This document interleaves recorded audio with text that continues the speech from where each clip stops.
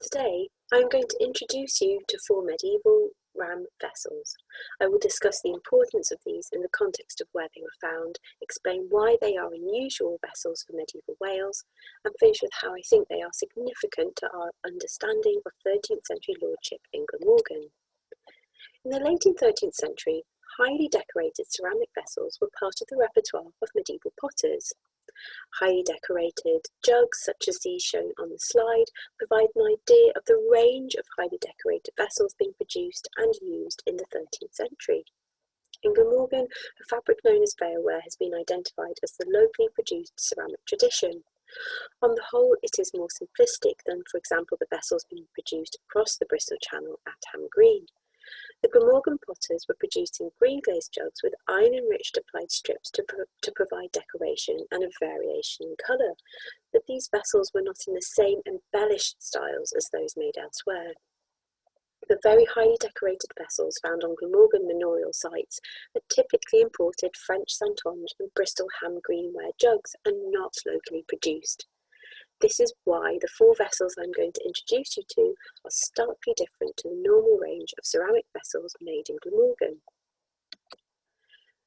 4 ram-headed vessels have been found on 4 sites in South Glamorgan. The map shows you the location of these sites. To the east is Rumney, and then moving westwards you have the site at Cardiff Castle, and then the manors at Cosmos and St Fagans. The Rumney ram was found during excavations of the manorial site. The ram vessel was found in the debris of the hall, which had suffered significant fire damage. The ram was found in an ashy layer in association with a hoard of 64 Edward I silver pennies dated to 1288 to 89, which when found were in 3 stacks. The vessel is similar in form to those from Cardiff Castle and Cosmoston, with the ram face moulded around the rim of a typical upright jug rather than the body formed as a zoomorphic vessel. This is apparent from the position of the handle, which is attached toward the top of the vessel, and by the shape of the body of the vessel, which is very typical of local jugs rather than in the zoomorphic style. The Rumney ram has coiled horns, the eyes are depicted using ring and dot motifs, and the nose is formed as a short spout. In the 13th century, Rumney was held as a demesne by the de Clare family, who were lords of Glamorgan, and the manor at Rumney was part of the dower settlement for Maud de Clare, the widower of Richard de Clare and mother of Gilbert de Clare. She held the manor between 1267 and 1289. The de Clare association with the manor and the direct material link through the ram vessel is significant to understanding how and why they are being found in these manorial assemblages. The Cardiff Castle Ram was found in 2004 during excavations in advance of a new interpretation centre. The trench was situated next to but within the curtain wall for the castle. The area excavated was away from the main central area of occupation for the castle itself, and the area excavated was clearly a rubbish dumping area during the 13th and 14th centuries. This ram was found in the fill of a pit, and the backfill contained other 13th and 14th century pottery, as well as metal and glass fragments. The Cardiff Castle Ram is the most complete of the 3 vessels, with a complete rim and a large proportion of the upper part of the body, including the handle. The main body was handmade, with the neck appearing to have been finished on a slow wheel, as indicated by throwing marks. The horns on the Cardiff Ram are simple, but with a swooping double curl, and as with the other examples, they protrude above the top of the rim. The eyes are represented by applied clay pellets fired brown-red in colour, purposefully enriched by iron for the colour finish. The spout has a nose hole detail on the very end. Above the eyes, on the top of the rim, there are small indentations that create a wool-like texture. On the main body of the vessel, decoration consists of iron-rich clay pellets that are framed within triangular panels, which are also formed of iron-rich applied clay strips. The handle is less decorative, with slashed lines which are typical of jug handles in the local repertoire. Cardiff Castle was the seat of the Lords of Glamorgan. In the 13th century, the de Clare family held the lordship, first Richard de Clare from 1230 to 1262, and then his son Gilbert de Clare, 1262 to 1295. It is most likely that these objects were made during the later 13th century when Gilbert de Clare, rather than Richard, was Lord of Glamorgan. If this is the case, then it corresponds to when Maud de Clare held Rumney as her dower settlement. The Cosmos Simran was found in 2010 during excavations by Cardiff University. Fragments from the vessel were found in a substantial demolition there, which overlay the remains of the main manorial horn. The ram, although highly fragmented, was found scattered through the same context, which also contained sherds of French Saintonge and Bristol ham-green medieval ceramics, both of which are considered to be indicative of high-status households. The Cosmos Ram is the most embellished of the four known bareware examples. The horns of the Cosmos Ram are decorated, which is a feature unique to this ram. The horns are also more tightly curled than those of the Cardiff Castle and Rumney rams.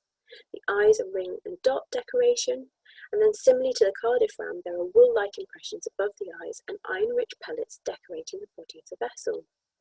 The glaze on the Cosmos ram is darker than that on the Cardiff vessel. Whilst more fragmented, the rim is completely represented with fitting body sherds also present. Cosmoston has been identified as one of the founding post-Norman conquest manorial estates, with the Costin or Constantin family holding the seat.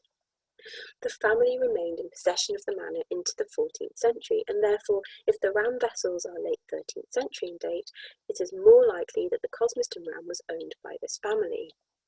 Cosmoston's early establishment in the 12th century and the continued ownership and occupation of the manor by the Constantin family is significant to how this vessel and the others will be subsequently interpreted.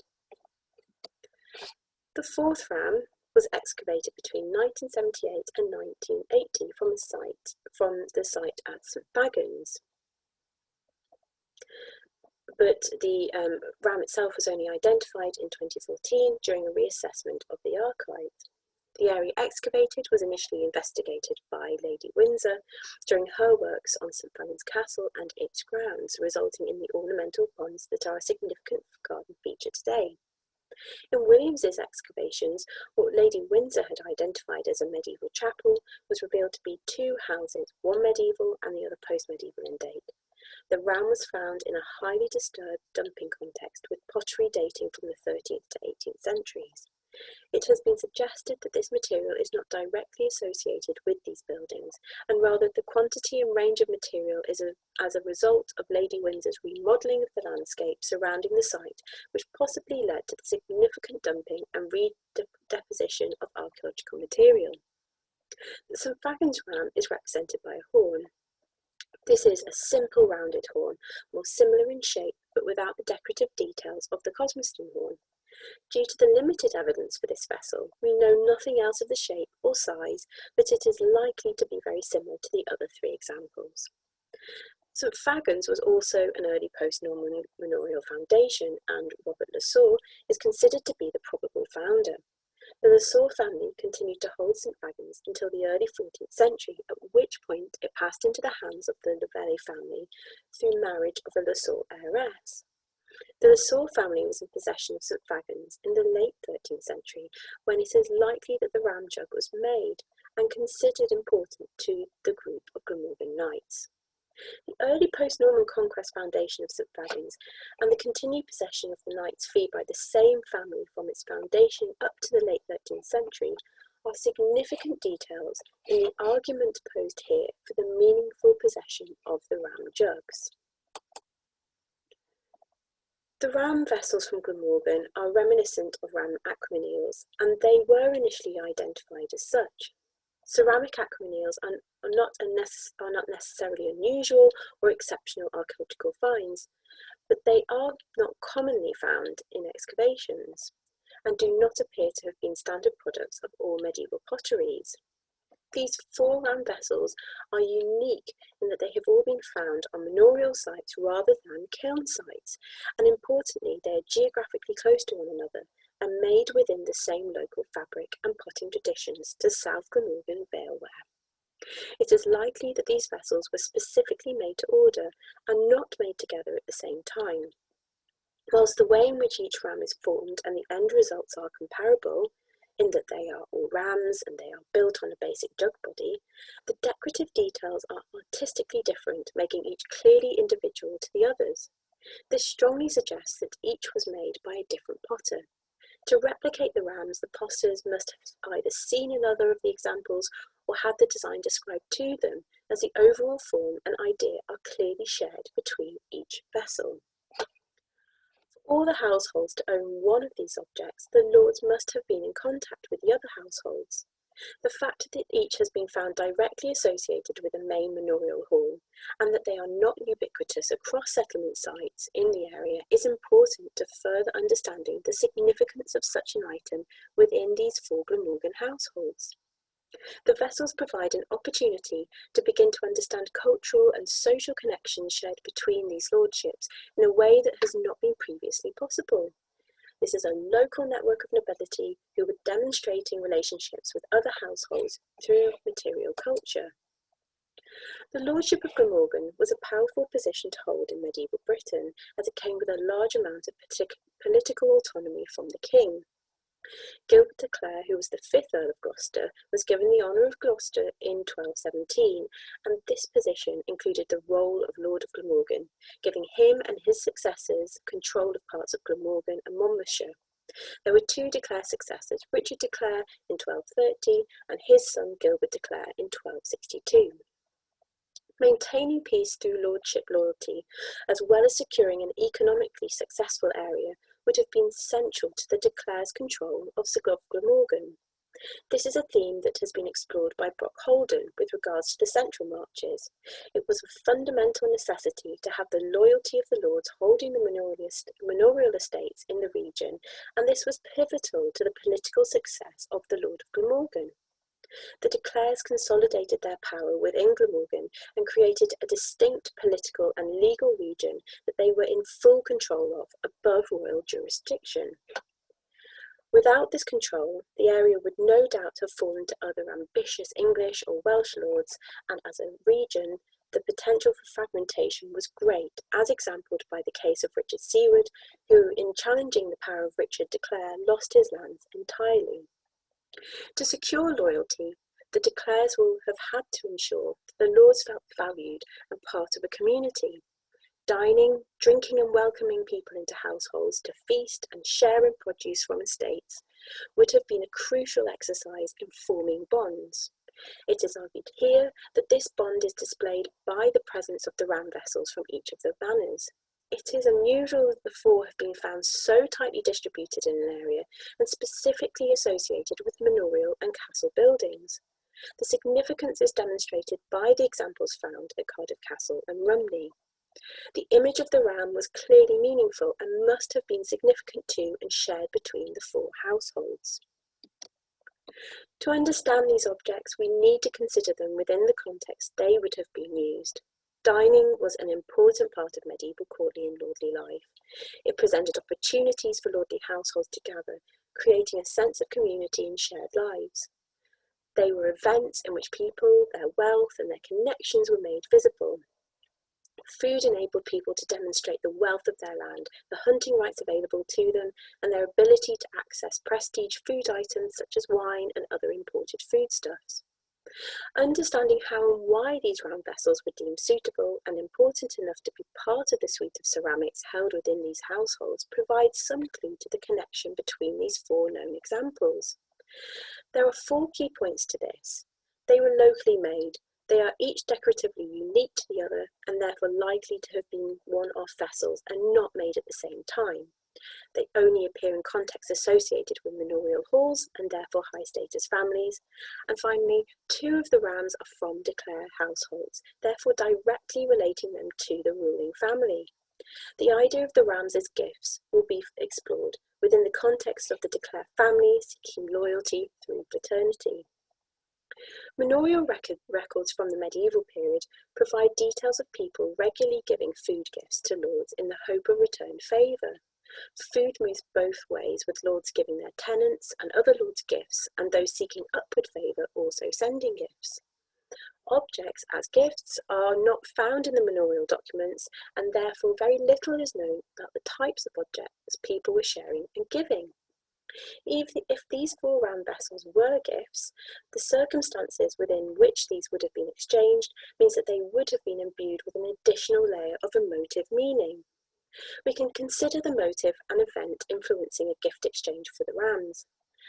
It would suggest they are masculine objects. They are directly associated with the manor houses, and therefore they must have belonged to the household as opposed to a tenant, for example.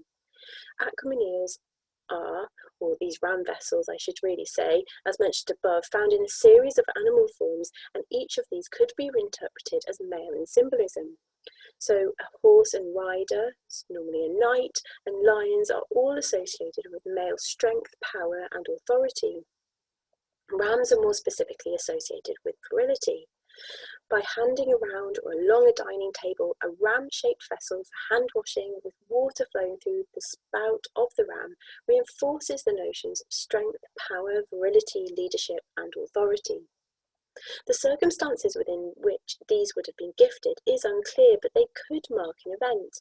The shared object between these 4 households clearly indicates a shared social humour, an idea, an experience, and a memory.